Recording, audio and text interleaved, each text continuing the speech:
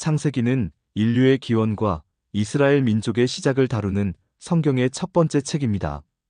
창세기는 크게 두 부분으로 나뉘며 주요 인물과 사건은 다음과 같습니다. 첫 번째, 원역사 시대. 첫 번째 인물. 아담과 하와 사건으로 보는 하나님의 뜻. 1. 자유의지와 순종의 기회. 하나님은 아담과 하와에게 자유의지를 주셨습니다. 선악과를 따먹지 말라는 명령은 인간이 하나님께 순종할지 아니면 자신의 욕망을 따를지를 스스로 선택하도록 허락하신 것입니다. 하나님은 로봇처럼 오직 명령에만 따르는 존재가 아니라 자유로운 선택을 통해 하나님과의 관계를 맺기를 원하셨습니다. 하나님의 뜻. 강요된 사랑이나 순종이 아닌 자발적인 선택으로 하나님과 교제하기를 바라셨습니다. 2. 하나님과의 관계 중요성. 하나님은 에덴 동산을 창조하시고 아담과 하와를 그 안에 두셨습니다. 이는 인간이 하나님과 친밀한 관계 속에서 살아가기를 원하셨기 때문입니다. 선악과를 먹는 행위는 단순히 규칙을 어긴 것이 아니라 하나님과의 관계를 단절하는 행위였습니다. 죄가 들어오면서 인간과 하나님 사이의 관계가 깨지게 되었습니다. 하나님의 뜻. 인간이 하나님과의 깊고 친밀한 관계 속에서 진정한 행복과 기쁨을 누리기를 원하셨습니다. 아담과 하와 사건으로 보는 하나님의 성품. 1. 창조주로서의 전능함. 하나님은 흙으로 아담을 빚으시고 그의 갈비뼈로 하와를 만드셨습니다. 이는 생명을 창조하고 모든 것을 다스리시는 하나님의 전능함을 보여줍니다. 에덴 동산의 완벽한 환경은 하나님의 지혜와 계획을 나타냅니다. 하나님의 성품은 모든 것을 창조하시고 주관하시는 전능하신 분입니다. 2. 공의로 심판하심. 선악과를 먹은 아담과 하와는 에덴 동산에서 쫓겨났고 뱀은 저주를 받았습니다. 죄에 대해 분명히 심판하신 것입니다. 이는 하나님이 죄를 그냥 넘어가지 않으시는 공의로운 분임을 보여줍니다. 죄에는 반드시 그에 합당한 결과가 따릅니다. 하나님의 성품은 죄에 대해 반드시 심판하시는 공의로운 분입니다. 3. 사랑이 많으신 구원의 하나님.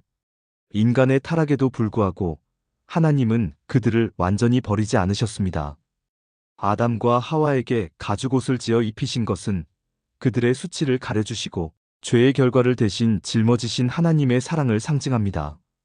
또한 뱀에게 여자의 후손이 내 머리를 상하게 할 것이라고 말씀하신 것은 장차 예수 그리스도를 통해 인류를 구원하실 구원 계획의 시작을 보여주신 것입니다.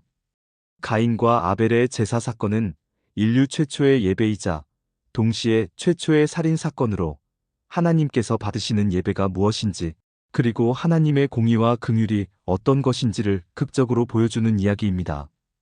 가인과 아벨의 제사 사건. 창세기 4장에 따르면 인류 최초의 두 형제 가인과 아벨은 각각 하나님께 제물을 바쳤습니다. 농사를 짓던 가인은 땅의 소산물로 제사를 드렸고 양을 치던 아벨은 양떼의 첫 새끼와 기름으로 제사를 드렸습니다.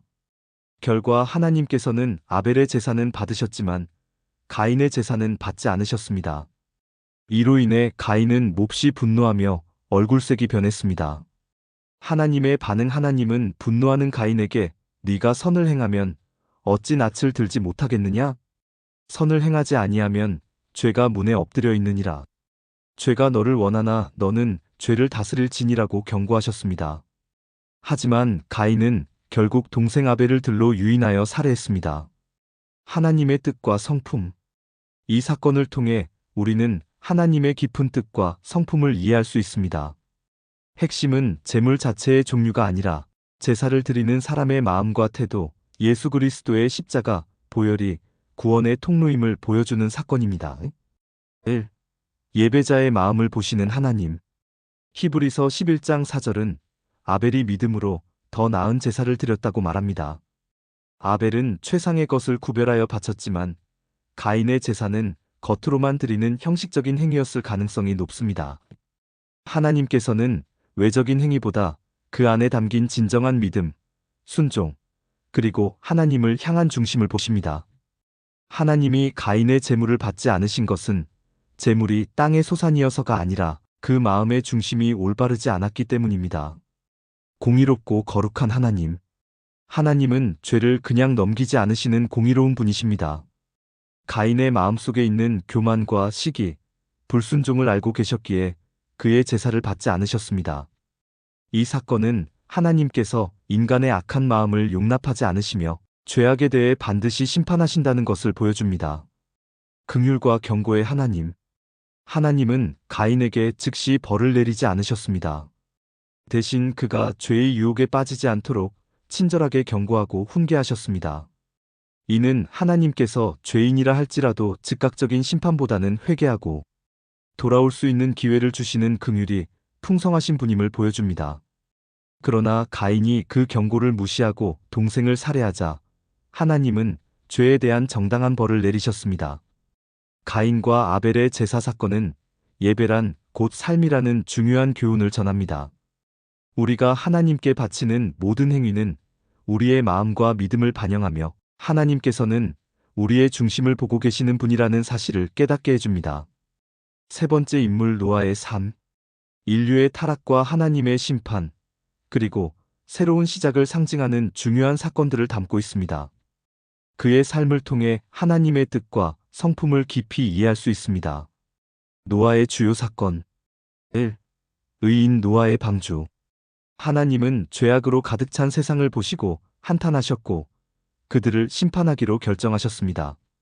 그러나 노아는 당시 사람들 중 유일하게 하나님께 의롭다 인정받았고 그분의 은혜를 입었습니다. 하나님은 노아에게 대홍수를 예고하며 방주를 지으라고 명령하십니다. 노아는 주변의 조롱에도 굴하지 않고 89년 동안 하나님의 명령에 순종하여 산꼭대기에 방주를 만들었습니다. 하나님의 뜻. 하나님의 뜻은 죄로 오염된 세상을 멸망시키는 공의로운 심판이지만 동시에 순종하는 한 사람을 통해 구원의 길을 예비하는 것입니다. 2. 대홍수와 새로운 시작. 하나님은 노아의 가족과 모든 생물들을 방주에 들어가게 하신 후 40일 밤낮으로 비를 내리게 하여 세상을 심판하셨습니다. 방주에 있었던 노아의 가족은 구원을 받았고 홍수가 끝난 후 방주에서 나와 새롭게 시작할 수 있었습니다. 하나님의 뜻. 홍수는 죄에 대한 철저한 심판을 보여주지만 동시에 하나님의 은혜로 인해 새로운 창조와 회복이 가능하다는 것을 보여줍니다. 3. 무지개 언약. 홍수 후 노아가 하나님께 번제를 드리자 하나님은 그 제사를 기쁘게 받으셨습니다.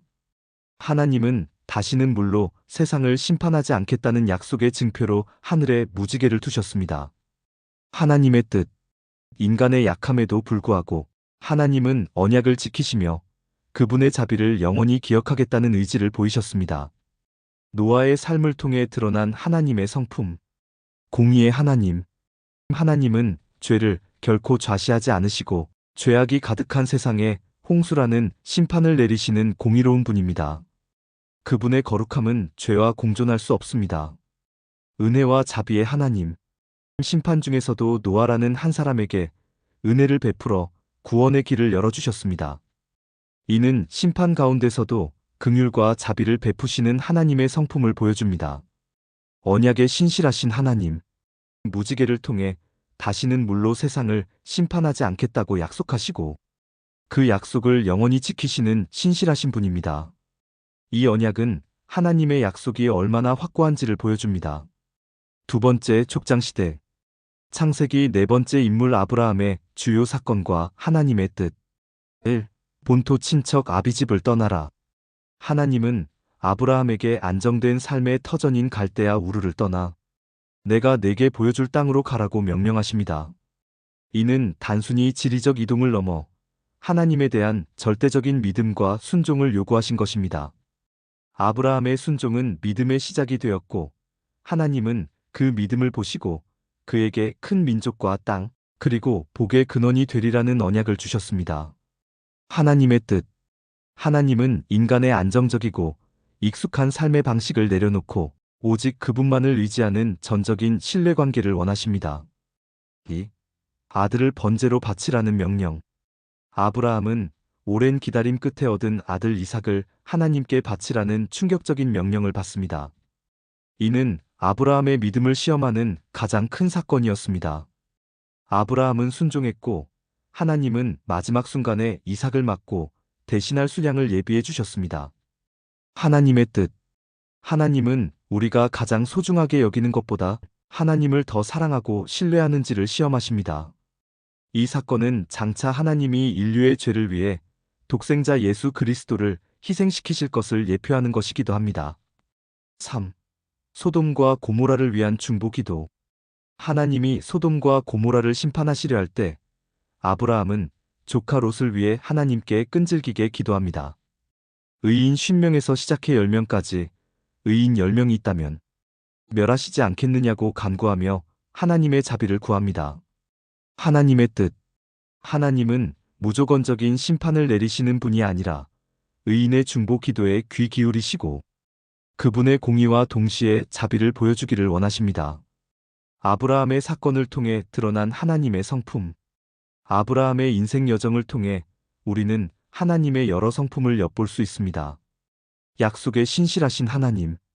아브라함이 실수하고 넘어질 때도 하나님은 그를 포기하지 않으시고 약속을 잊지 않으셨습니다. 75세에 약속하신 큰 민족의 조상이 되리라는 말씀을 100세에 이삭을 통해 이루심으로써 그분의 신실하심을 보여주셨습니다. 전능하신 하나님. 99세의 아브라함에게 나는 전능한 하나님이라고 자신을 소개하셨습니다. 인간의 상식으로는 불가능해 보이는 노년의 사라가 아이를 낳는 것을 가능하게 하시는 전능성을 보여주셨습니다. 공의로우면서도 자비로우신 하나님. 소돔과 고모라를 심판하실 때는 공의의 모습을 보이셨지만 동시에 아브라함의 중보 기도를 통해 죄인이라도 회개하면 용서하겠다는 자비로운 성품을 드러내셨습니다. 창세기 5번째 인물 이삭의 주요 사건. 1. 모리아산에서의 순종. 이 사건은 주로 아버지 아브라함의 믿음을 강조하지만 이삭의 역할도 매우 중요합니다. 아브라함이 이삭을 번제로 바치라는 명령을 받았을 때 이삭은 아버지의 뜻에 온전히 순종하여 자신을 제물로 내어줄 준비를 했습니다. 학자들은 당시 이삭이 이미 청년이었기에 충분히 도망칠 수 있었을 것이라고 추측합니다. 하지만 이삭은 아버지의 손에 묶여 제단 위에 놓이는 것을 거부하지 않았습니다. 하나님의 뜻. 이삭은 자신의 생명보다 하나님의 명령에 순종하는 것이 더 중요함을 보여주는 인물입니다. 이는 장차 인류의 죄를 위해 십자가에서 희생하실 예수 그리스도를 예표하는 중요한 사건입니다.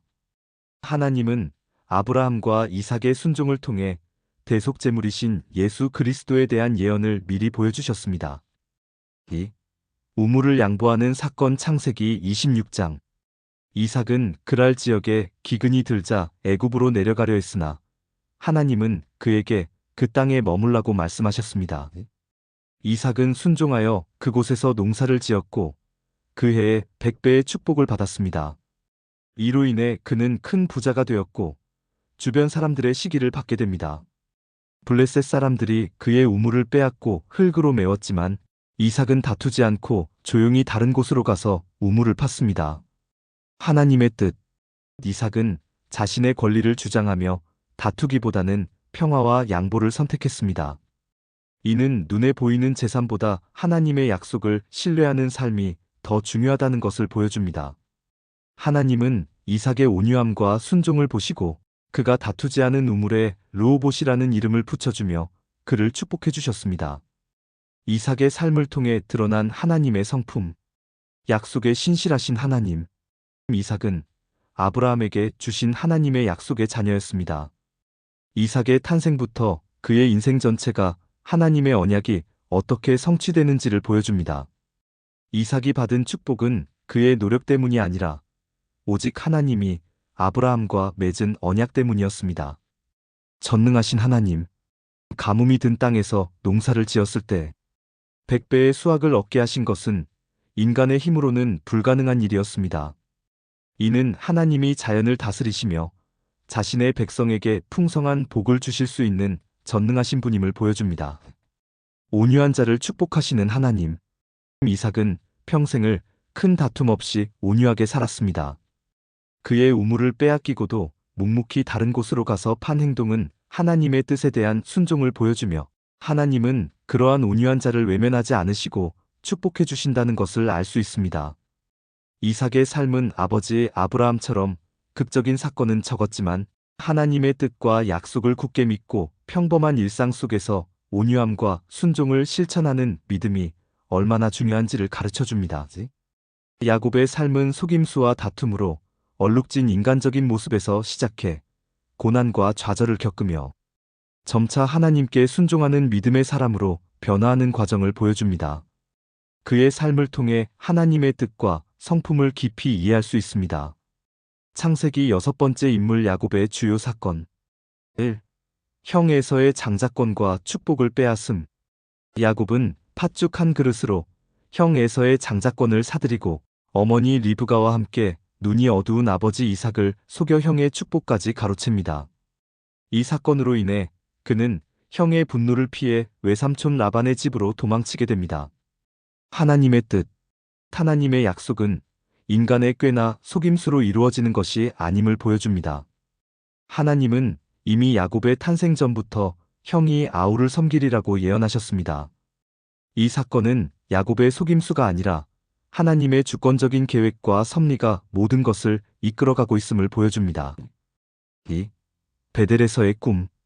형에게 쫓겨 도망가던 야곱은 들판에서 잠이 들었고 꿈에서 하늘에 닿은 사닥다리를 보게 됩니다. 하나님은 사닥다리 위에 서서 야곱에게 아브라함에게 약속했던 땅과 자손의 복을 다시 약속하시며 내가 너와 함께 있어 네가 어디로 가든지 너를 지키며 다시 이 땅으로 돌아오게 할지라고 말씀하십니다. 하나님의 뜻.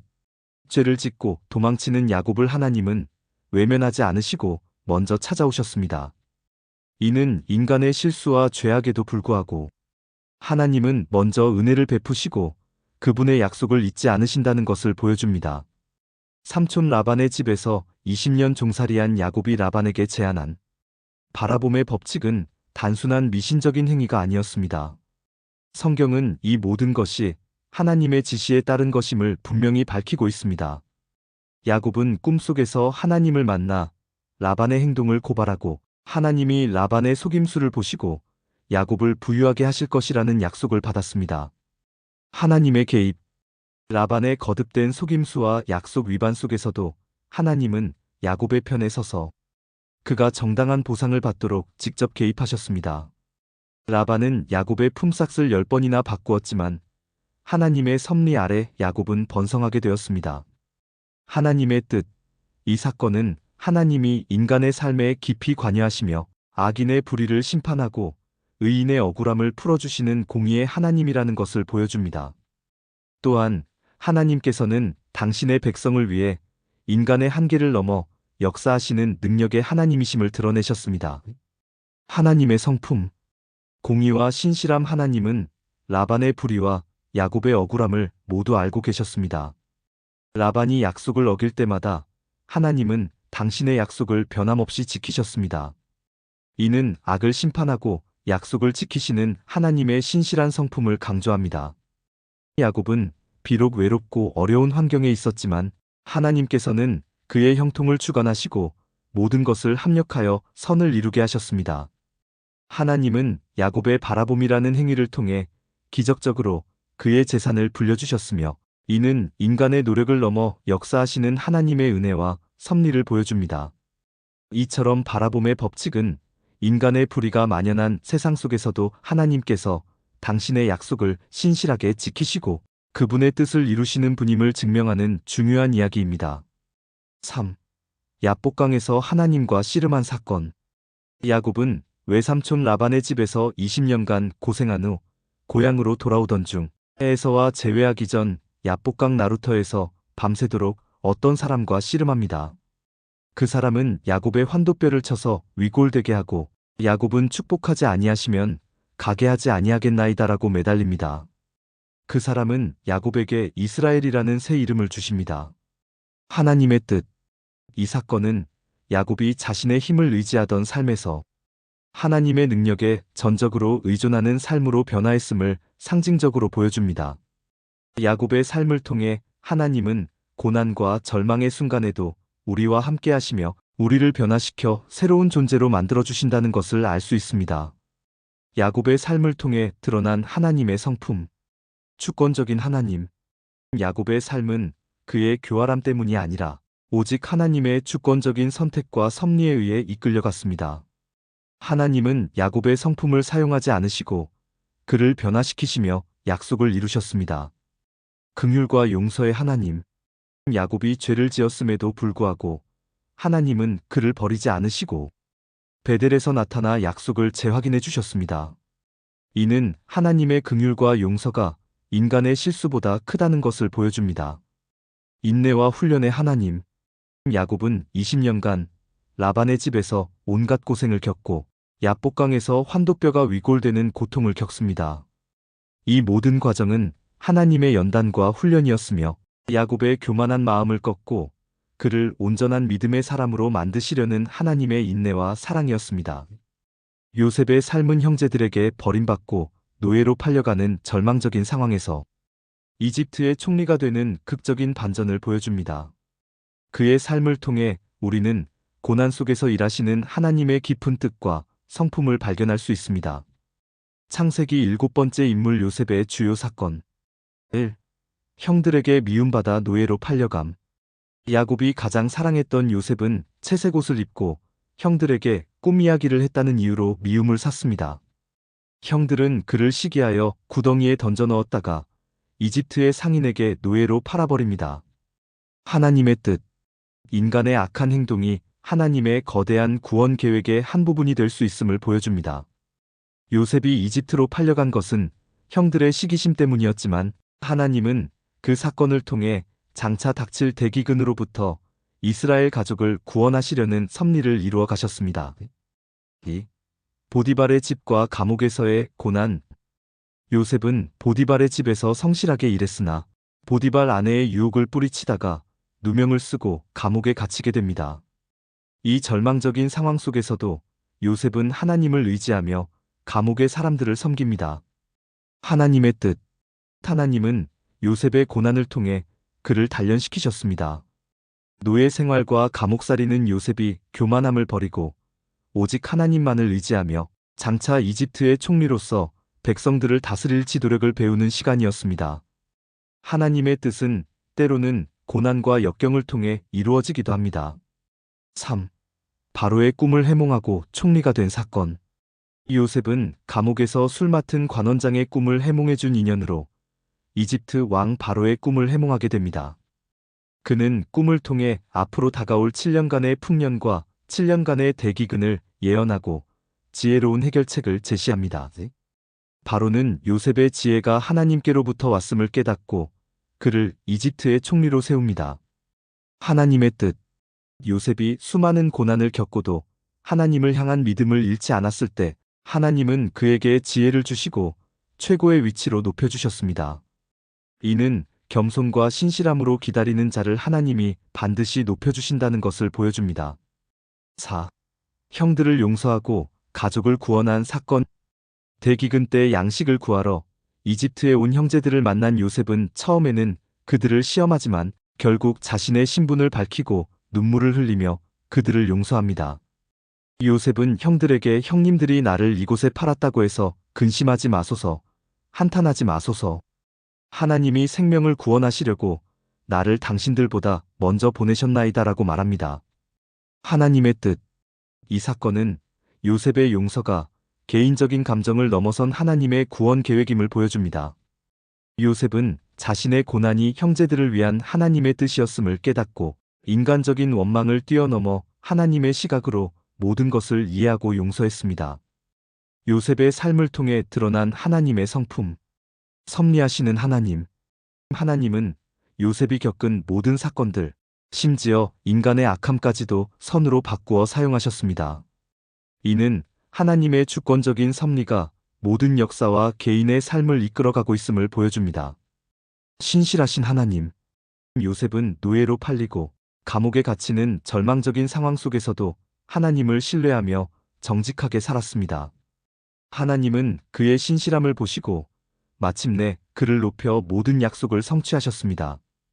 고난을 통해 훈련하시는 하나님. 하나님은 요셉의 재능을 바로 사용하지 않고 13년간의 고난을 통해 그를 겸손하고 지혜로운 사람으로 빚으셨습니다.